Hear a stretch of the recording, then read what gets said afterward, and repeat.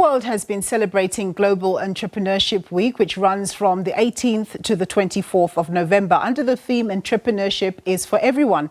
And some say that certain structural shifts in the economy are making it that much more accessible for just about anyone to venture into entrepreneurship with limited boundaries, including geographical reach. And in the context of the South African economy, where job creation is sorely needed, this is a positive observation. Well, to unpack some of the issues for us, I'm joined in studio by Pat Mokgatle. He's a partner for Entrepreneurial Business at BDO. Thank you so much for joining us, Pat. Thank you for having us. So the COVID lockdown situation spurred, the working from home phenomenon and also, the more optimal use of the internet. To what degree did that sort of situation or setup help to empower entrepreneurship, particularly in the South African context? It really accelerated it. When you look at entrepreneurship in its hind, we were always looking at where are you geographically? And if you're in Johannesburg, you service Johannesburg people. Typically, you'd go out to the different provinces, but now with COVID, it actually said, hold on here, we're actually digital nomads. We can service the entire globe through social media. You've got X, you've got Instagram, and you can get your product actually to the rest of the world. So it actually accelerated something that was going to happen in future, but it actually got quicker because all of a sudden, we could actually just sell a product in South Africa, ship it all the way to the States, and also you've got the arbitrage. So if you're sitting in the States, you're buying a product from South Africa, the dollar to the rand, 18, 19, it's nothing. You're really not seeing it as a big buy, but for South African entrepreneur, it's a massive, massive buy, and it's actually impeccable that we can get our products out to the rest of the globe. So It really, really is amazing. The fact that we can get our products from South Africa to the rest of the globe is actually a plus for us, but we need to utilize it. We can't just sit and hope that people will see our products. We have to utilize the social media. Yeah, put yourself out there. Put yourself out there, get your product from, the back room and get it to the rest of the globe. It's critical. Absolutely. So when you look at a number of small business surveys, the one thing that entrepreneurs always have a gripe about is access to funding. How are we doing in South Africa in that regard? And where should people be looking to get that? There's a massive shortfall in terms of the funding landscape, right? That we must acknowledge. When you look at your typical banks, they want some collateral. A lot of SMEs in the state, they don't have the collateral. So where do they look? They look to the government and they say, okay, well, from a government perspective, your CFA, your NEFs, can you help me?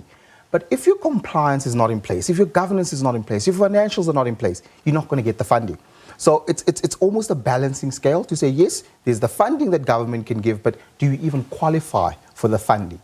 Do you have a tax bin? I mean, a simple thing like a tax bin, for entrepreneurs, I said, what is that?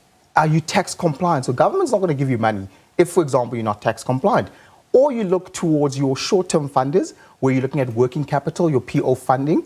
That is also important from a working capital model to say, is there money that we can utilize in the short term? Yes. I need money for 6 months.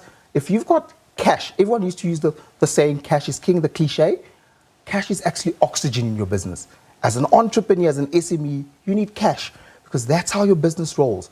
But also look at it to say, how long are you taking to pay your suppliers and how quick are your debtors paying you? Because typically a lot of the SMEs also struggle because you're paying your suppliers quickly, but the money coming in takes time. So there's different funding options. You can look at PO funding, you can look at banks if you've got collateral and you're actually strong as a business, or you could look at call it the DFIs and the grant fundings and go into government. But all of these require your governance and your compliance to be in place to get that funding. Of course, experience is really important. And even though you may have good ideas and you have an idea of how you're going to go about things like mentorship, people that you can talk to is quite important. Where can people go? What resources can people seek around themselves to ensure that they have someone to take them through the journey? There's a lot of accelerators. There's a lot of incubators.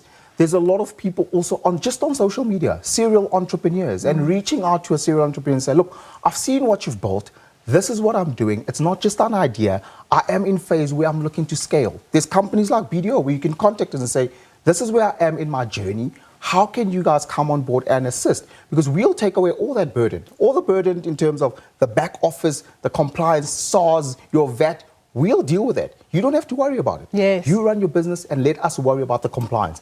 So reach out to mentors, social media is very important. You're LinkedIn. It's critical that you sit on LinkedIn and say, who are the pioneers in South Africa? Who's running business well? How do I reach out and say, listen, this is what I'm doing. This is what I'm trying to build. Can you assist?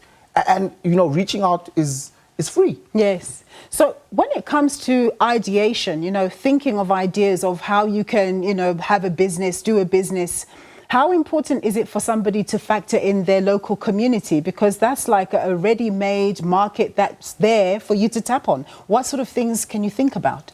When you talk about a business, and if you look at it, we as human beings, we want to be part of, right? So if you're in a community, what problem are you solving for that community?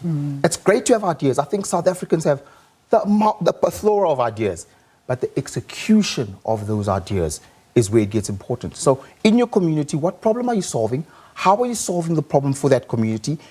And there's no point in having a great idea for yourself and it doesn't solve a problem, or the community does not have a need for the product. Yeah. So a lot of the times we've got products that are amazing, but for the climate, the environment, it's not going to work. It's like having a seed and putting it on this ground. It's not in the soil. It's not going to grow. It's not getting sunlight, so it doesn't work. So also have profitable ideas, not just an idea for the sake of an idea. Excellent. Pat, thank you so much. Great to have you in studio with us. That was Pat Mokgatle. He's a partner for Entrepreneurial Business at BDO.